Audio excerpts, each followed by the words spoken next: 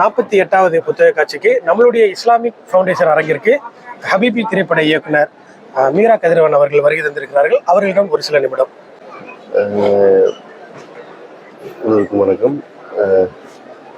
ஐஎஃப்டியோடைய செயல்பாடுகளில் எனக்கு எப்பவுமே ஆழமான ஒரு பெரிய மரியாதை உண்டு.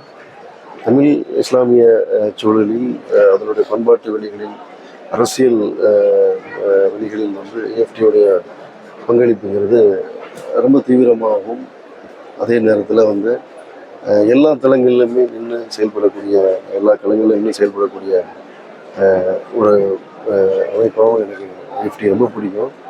அவங்களுடைய பதிப்பகத்திலிருந்து வரக்கூடிய புத்தகங்கள் நான் ஒரு பெரிய ஃபேன்.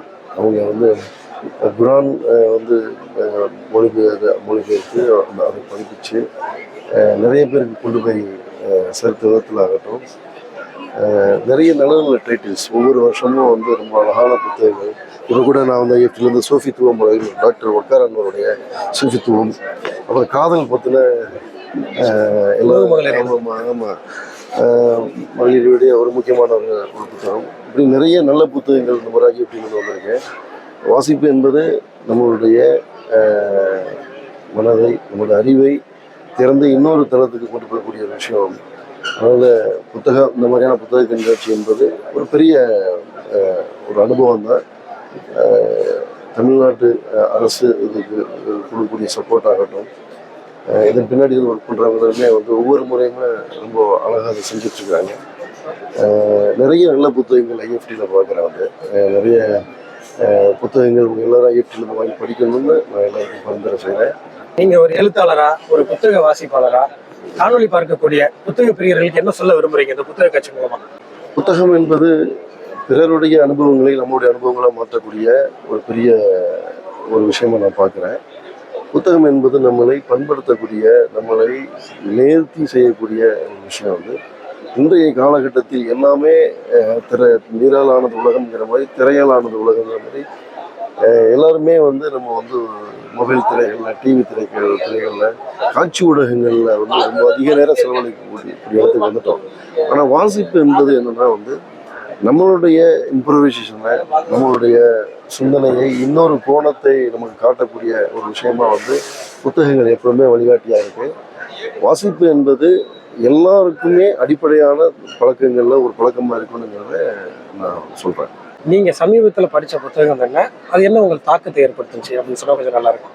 ஆமாம், சமீபமாக நான் இஸ்லாம் சம்பந்தமான படங்கள் தொடர்ந்து பண்ணிட்டு இருக்கிறதுனால இஸ்லாமிய பின்னணியிலிருந்து வரக்கூடிய கதைகள், அதை சொல்லமான கட்டுரைகள் தொடர்ந்து நிறைய படிச்சுட்டு இருக்கிறாங்க.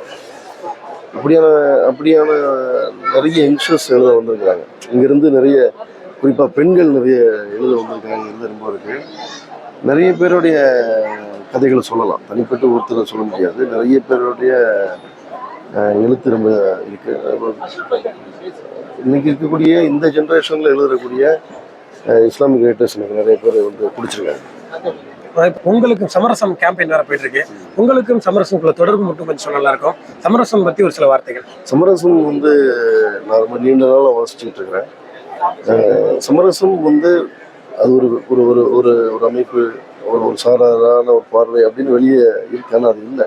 சமரசம் மற்ற எல்லா பத்திரிகைகளை போலவே ரொம்ப ரொம்ப முக்கியமானவங்களாம் எழுதுறாங்க. மார்க்ஸ்லேருந்து, அரங்கன்லேருந்து, ரொம்ப தமிழில் எழுதிட்டு இருக்கக்கூடிய இஸ்லாமிகேஷன் நிறைய பேரை இன்க்ளூட் பண்ணிக்கிட்டு சமரசம் வருது. இது எல்லா இலக்கிய இதழ்களுக்கு இருக்கக்கூடிய ஒரு முக்கியத்துவமும் அந்த இதழுக்கு இருக்குதுன்னு நினைக்கிறேன். சமீபமாக நவுருணிவா பற்றின அந்த கட்டுரையெல்லாம் எனக்கு ரொம்ப பிடிச்சிருந்தது. சமரசத்துடைய இப்போ பொறுப்பாசிரியர் அமீன் நான் எடுத்துட்டு இருக்கிற ஹபீபி படத்துடைய திரைக்கதை ஆசிரியர் இருக்கிறதுனால சமரசத்தோடைய நிறைய எனக்கு தொடர்பு இருக்கிறது.